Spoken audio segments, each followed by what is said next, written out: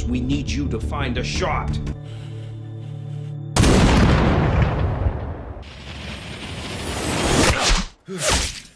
Halo semua, selamat datang di alur cerita film A4 Movie. Gimana kabar kalian hari ini? Semoga sehat selalu dan dimudahkan segala urusannya. Pada episode kali ini Mimin mau ngebahas alur cerita film Sniper Assassin N yang dirilis pada tahun 2020. Mengisahkan seorang sniper hebat yang berjuang mengembalikan nama baiknya yang telah difitnah menjadi seorang pembunuh. Ya udah, tanpa berlama-lama lagi, mari kita masuk ke filmnya semongko.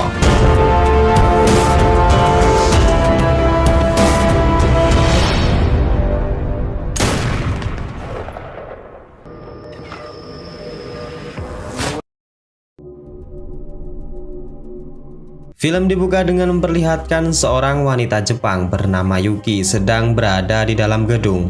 Seperti sedang merencanakan sesuatu, Yuki meletakkan sebuah rambut dan kemudian pergi ke arah jendela. Terlihat juga sebuah berita yang mengabarkan Menteri Perdagangan yang bernama dia sedang berpidato dan berjanji akan mencabut kebijakan embargo dagang di negara Amerika. Namun belum saja dia sepenuhnya menyampaikan pidatonya, tiba-tiba Yuki menembak sebuah peluru dari senjatanya.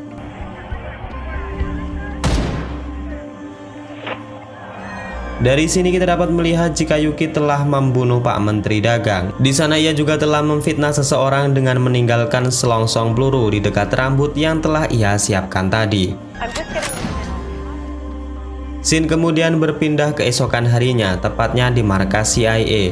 Di sana kita diperkenalkan dengan seorang agen yang bernama John Franklin. Ia adalah yang diberikan mandat untuk mengusut kasus penembakan yang telah mengakibatkan terbunuhnya Pak Menteri Agung. Kemudian seorang agen bawahannya yang bernama Clover datang dan memberikan hasil penyelidikannya. Di sana tim penyelidik menemukan selongsong peluru dan sehelai rambut di tempat yang diduga menjadi tempat sniper mengeksekusi targetnya. Setelah dilakukan tes DNA, rupanya rambut tersebut milik marinir Amerika Sersan Beckett. Hal itu diperkuat lagi dengan fakta jika hanya Brandon lah yang mampu menembak di jarak 1,2 mil. Dan karena hal itulah John segera menyuruh pasukan SWAT untuk menyergap Brandon di rumahnya. Scene lalu menunjukkan Brandon yang di saat itu sedang main game PUBG di rumahnya. Di sana ia tak sadar jika ia sudah difitnah dan sebentar lagi akan ditangkap oleh pasukan SWAT. Di lain sisi Yuki yang telah mengintai Brandon bersiap untuk membunuhnya. Hal ini merupakan lanjutan dari rencana di mana setelah Brandon difitnah, maka ia akan dibunuh dan dibuat seolah-olah bunuh diri. Namun rencana tersebut rupanya didahului oleh tim SWAT yang langsung menerobos masuk meringkus Brandon. Brandon yang tak tahu apa-apa hanya bisa pasrah saat diringkus oleh puluhan tim SWAT. Yuki yang melihatnya segera melapor kepada bosnya jika rencana A sudah gagal. Ia pun diperintahkan untuk menjalankan rencana B, di mana Yuki akan menembak Brandon setelah nanti dibawa ke penjara. Yuki akan dibantu menggunakan orang-orang Rusia yang nantinya akan membantu menyergap para tim SWAT ketika memindahkan Brandon. Yuki diminta untuk menghabisi mereka tanpa meninggalkan jejak apapun. Hal ini dikarenakan polisi akan menutup kasus jika saja tidak ada saksi hidup dalam kejadian tersebut. Scene lalu menunjukkan Brandon yang sedang ditahan dan diinterogasi oleh John Franklin. Di sana John menyudutkan Brandon jika ia tidak ada alasan untuk berkilah karena semua bukti sudah mengarah tepat kepadanya. Namun Brandon yang merasa tidak bersalah membantah dan mengatakan jika selama cuti ia hanya bermain game. Jadi mana mungkin ia menjadi pelaku pembunuhan jika saja ia sendiri tidak tahu jika ada kasus pembunuhan tersebut. Di tengah-tengah interogasi itu tiba-tiba seorang polisi yang bernama Ross datang dan meminta waktu bicara empat mata dengan Brandon. Ross mengatakan jika ia tidak percaya jika Brandon merupakan pelaku penembakan tersebut. Hal ini didasari jika Brandon merupakan seorang marinir dengan catatan baik tanpa adanya cacat sedikit pun. Setelah diberikan waktu, Ross kemudian mengatakan kepada Brandon jika ia bersedia membantu Brandon mengusut kasus ini dan menemukan siapa dalang sniper yang sudah membunuh Pak Menteri Dagang. Dan setelah perbincangan usai, Franklin menyuruh tim SWAT untuk membawa Brandon ke tahanan militer dengan tingkat keamanan tinggi. Scene lalu menunjukkan sebuah markas kartel Rusia berkedok bengkel di sebuah hutan. Di sana bos mafia mendapatkan telepon dari orang yang sama yang telah memerintahkan Yuki. Bos kartel diperintahkan untuk mengerahkan seluruh anak buahnya, menahan iring-iringan mobil yang membawa Brandon menuju ke rumah tahanan militer. Namun ia kembali memastikan ucapan tersebut karena suara bising dari baling-baling helikopter yang sepertinya sedang digunakan orang tersebut. Loud helicopter behind. Di lain sisi, film kemudian menunjukkan Ross yang mendatangi markas CIA dan mendatangi agen Clover. Di sana Ross meminta penjelasan kepada Clover bagaimana bisa CIA menetapkan Brandon adalah pelaku penembakan Pak Menteri. Kurang puas dengan penjelasan itu, ia pun meminta Clover kembali menayangkan rekam kejadian tertembaknya Pak Menteri. Di sana setelah dianalisis, Ross memiliki pendapat lain di mana kejadian tersebut juga dihadiri oleh seorang CEO perusahaan farmasi bernama Donald Sot. Pertanyaan kemudian muncul di mana acara yang khusus dihadiri oleh para politik terselip seorang pengusaha. Clover yang mendengar penjelasan Ross nampak tercengang karena ia sebelumnya tidak berpikiran seperti itu, dan ia pun akan membantu Ross dalam mencari fakta lain dari kejadian tersebut. Singkat cerita, Brandon yang sudah diinterogasi akan dibawa oleh para mobil polisi dengan keamanan tingkat tinggi. Bersamaan dengan hal itu, kartel Rusia juga telah bersiap dengan truk dan senjata yang mereka bawa untuk mengacaukan iring-iringan mobil polisi. Selain itu, Yuki yang sudah siap dengan snipernya mengintai di sebuah bukit tinggi di mana nanti penyerangan sudah tiba, maka ia akan menargetkan seluruh orang yang berada di sana termasuk Brandon itu sendiri.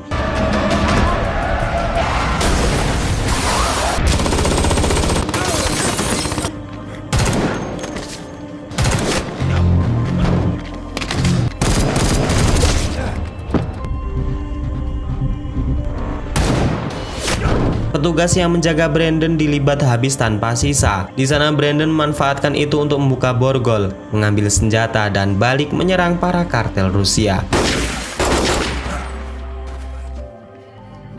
Di sana Brandon dapat menghindar tembakan Yuki dan bahkan mengambil mobil polisi untuk segera kabur.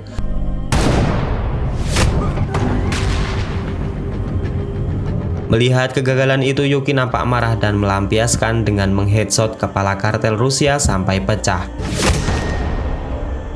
Scene kemudian menunjukkan Ross yang sedang berada di California, Amerika Serikat. Dari kejauhan ia sudah mengintai Donald Sot yang saat itu sedang makan malam bersama dengan pacarnya. Di sana Ross bertanya kepada Donald apakah kepentingan mendatangi acara pertemuan tersebut. Donald Sot beralasan jika sebagian ekspor negara Amerika adalah obat-obatan, maka dari itu ia sangat dipentingkan dalam pertemuan tersebut karena masih menyangkut dengan perdagangan. Kembali ke safe house CIA di mana John Franklin dikejutkan dengan laporan bahwa hanya jika iring-iringan mobil yang membawa Brandon telah diserang sekelompok kartel Rusia. Bukan hanya itu, sebagian dari mereka mati tertembak di bagian kepalanya. Mendengar hal itu, John berasumsi jika hal ini merupakan ulah dari ayah Brandon, yaitu Thomas Becket. Di lain sisi, Brandon yang kabur mencoba mencuri sebuah mobil untuk penyamaran.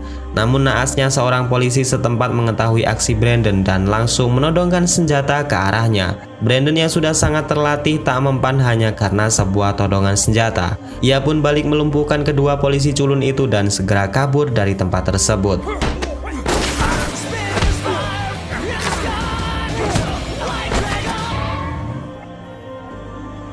Scene kembali ke Ross yang saat itu segera mengabari Clover di markas CIA.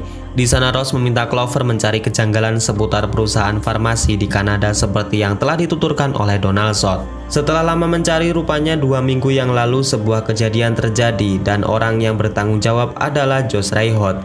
Dan Ross langsung menuju ke Kanada untuk mencari orang tersebut.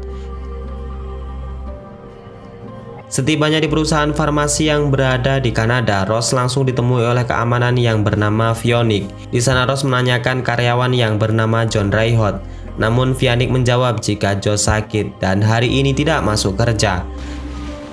Kembali ke Brandon di mana ia menuju ke rumah persembunyian ayahnya, yaitu di sebuah hutan di pegunungan Montana.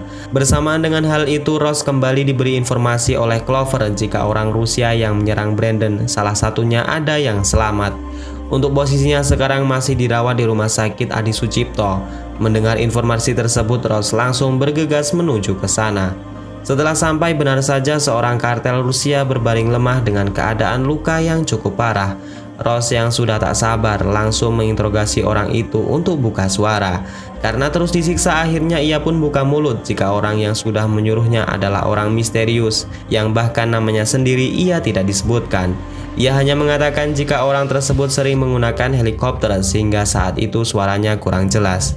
Mendengar hal itu, Ross kemudian pergi karena dirasa informasi tersebut sudah sangat memberikan petunjuk. Scene kembali ke Brandon yang saat itu tengah menemui ayahnya di Gunung Montana. Thomas bertanya kepada Brandon apa alasan putranya sampai sejauh ini menemuinya. Brandon kemudian berkata jujur jika situasinya sangat sulit, di mana ia difitnah sebagai tersangka atas tertembaknya Perdana Menteri. Malam harinya di sebuah pondok tua milik Thomas, Brandon diceritakan kejadian di Perang Kamboja. Saat itu mereka ditugaskan untuk memburu seorang yang sangat berpengaruh di pihak musuh. Namun karena kelelahan rekannya membuat kesalahan dan malah tertangkap dengan todongan pistol di pipinya. Rekannya memberikan kode kepada Thomas dengan menyebutkan kode Audi kosongkan tutup mulut. Thomas yang mendengarnya berasumsi jika ia harus menembak musuh. Namun hal itu sangat sulit jika ia meleset dari perhitungan. Maka temannya juga ikut mati dalam penembakan. Namun karena tak ada pilihan lain, akhirnya Thomas melesatkan satu peluru sehingga musuh dapat dilumpuhkan. Namun hal itu juga membuat rekannya tewas, sehingga sampai saat ini Thomas sangat terhantui dengan kode Audi kosongkan tutup mulut dan merasa bersalah dengan rekannya tersebut. Scene lalu menunjukkan di mana John dan Ross yang mendatangi rumah Brandon untuk mencari bukti lain sebagai petunjuk. Dan tak lama menggeledah, mereka menemukan sebuah surat dari ayah Brandon, di mana isi surat tersebut sebuah undangan untuk minum bersama. Karena hal itu, John Franklin segera mengerahkan pasukannya menyergap kediaman Thomas Becket yang berada di Gunung Montana. Ross yang masih di sana kemudian mencoba mencari petunjuk lain, di mana ia menemukan sebuah album foto Brandon dan kedua rekannya. Namun anehnya, salah seorang rekan Brandon terlihat sangat mirip dengan Phoenix. Ross segera memfoto orang tersebut dan mengirimnya kepada Clover untuk dicari identitas orang tersebut. Setelah dicari, orang tersebut ternyata adalah Sersan McClonnell, di mana dalam catatan marinirnya, Clonnell pernah menjadi tersangka kejahatan perang di Afghanistan. Namun dilaporkan jika Clonnell telah tewas 5 tahun yang lalu dalam sebuah peristiwa. Di sebuah parkiran bawah tanah, Ross yang masih curiga dengan Phoenix langsung menemui Josh Rehot yang saat itu hendak pulang. Di sana Ross langsung memaksa Rehot untuk buka mulut tentang siapa itu Phoenix sebenarnya. Karena terus diancam, Rehot kemudian buka mulut dan menjelaskan situasinya. Jadi cerita sebenarnya adalah Phoenix merupakan orang yang berusaha menggelapkan uang sebanyak 8 juta dolar jika nanti saham Novasil merosot. Hal itu disebabkan karena pencabutan embargo Amerika yang dipelopori oleh Perdana Menteri. Scene kemudian menunjukkan jam 6 pagi, di mana nampak pegunungan Montana yang biasa sepi berubah menjadi mencekam setelah pasukan khusus SWAT ditugaskan untuk menyergap Thomas dan juga Brandon Becket. Namun Thomas yang telah memasang beberapa CCTV di tempat tersebut langsung mengetahui pergerakan musuh yang mulai mendekat. Rencana kemudian dijalankan, di mana Brandon disuruh untuk masuk ke dalam jalan rahasia dan akan menuju ke jalan belakang. Thomas yang memang tak bersalah langsung mengangkat tangan seraya keluar rumah. Namun tiba-tiba sebuah tembakan melesat, satu peluru yang membuat satu persatu pasukan CIA tumbang.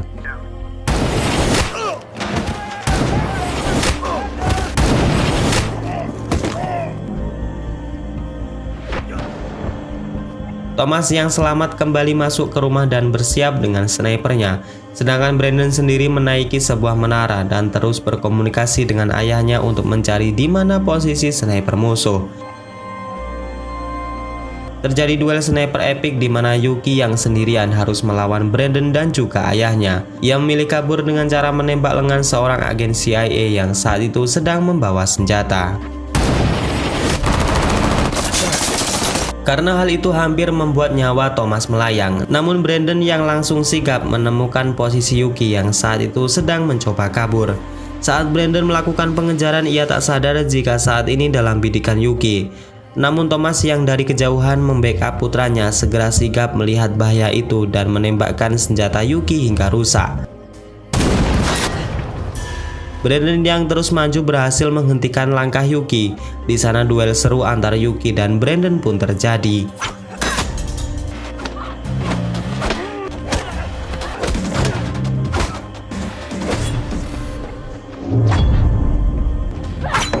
Sebenarnya Brandon kalah dalam duel dekat itu, namun Thomas yang sudah mendekat mengancam meledakkan kepala Yuki dengan senapannya. Easy.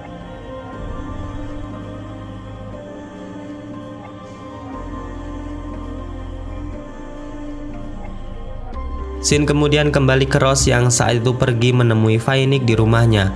Di sana nampak jika rumah itu sudah kosong sehingga Ross pun langsung masuk ke dalam. Setelah masuk, Ross menemukan sebuah fakta yang sangat mengejutkan, di mana sebuah paspor palsu yang mengatasnamakan Brandon. Selain itu, sebuah bukti pembayaran taksi air mencurigakan dianggap sebagai petunjuk penting. Di lain sisi, Brandon dan ayahnya melaporkan keadaan John Franklin jika mereka sudah menangkap Yuki, wanita sniper yang sudah menembaki anak buahnya. Di sana John segera menyuruh pasukan membawa Yuki ke markas CIA untuk diinterogasi. Bersamaan dengan hal itu, berbekal petunjuk pembelian tiket taksi air, Ross meminta seorang pemilik perahu untuk mengantarkan ke pulau yang dicurigai sebagai persembunyian Phoenix. Namun pemilik perahu mengatakan jika pulau di sana terdapat 3 biji. Petunjuk kemudian datang di mana sebuah heli tiba-tiba terbang di atas mereka. Ross kemudian teringat dengan perkataan kartel Rusia dan meminta pemilik perahu mengantarkan ke pulau di mana heli tersebut biasa mendarat. Scene kembali ke markas CIA di mana Brandon lepas dari tuduhan tersangka karena penembak Perdana Menteri sudah ditemukan. Namun terlepas dari itu semua, mereka masih memiliki PR berat yang harus menangkap Phoenix, si dalang dari semua ini. CIA kemudian berencana untuk menjebak Phoenix dengan pura-pura Yuki sudah menangkap Brandon dan akan menyerahkannya. I have him. I will let Beckett come after me. We prefer raw fish. Ross yang malam itu juga telah sampai di rumah persembunyian Phoenix, mulai masuk dan mencari petunjuk di sana. Namun karena lengah, Ross mendapat serangan dari Phoenix yang sudah lama menunggunya.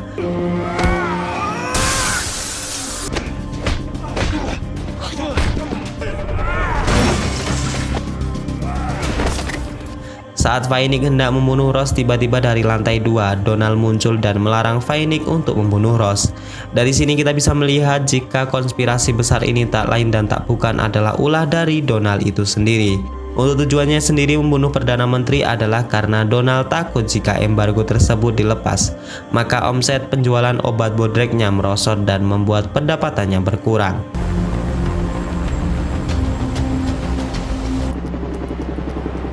Scene kembali menunjukkan Thomas Beckett yang sudah bersiap di posisi mengintai membackup Brandon yang nantinya akan diserahkan kepada Phoenix. Namun rencana penjebakan tersebut rupanya tidak sesuai karena Phoenix menyuruh mereka masuk dan tiba-tiba menembak Yuki di bagian perutnya.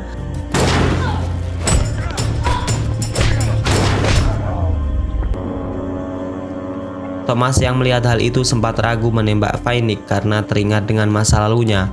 Namun Brandon kembali meyakinkan ayahnya jika dia adalah seorang marinir sejati dan masih menjadi top sniper yang tidak pernah meleset. Brandon kemudian mengucapkan sandi sama seperti rekannya dulu, yaitu Audi kosongkan tutup mulut. Thomas yang mendengar ucapan Brandon kemudian menjadi yakin dan bersiap dengan tembakannya. We need you to find a shot.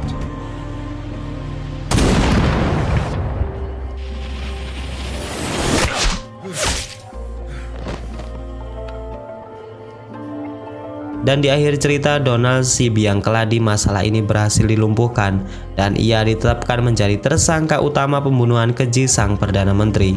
Thomas pun memeluk putranya dan mengatakan jika tadi merupakan tugas tersulit yang pernah ia lakukan.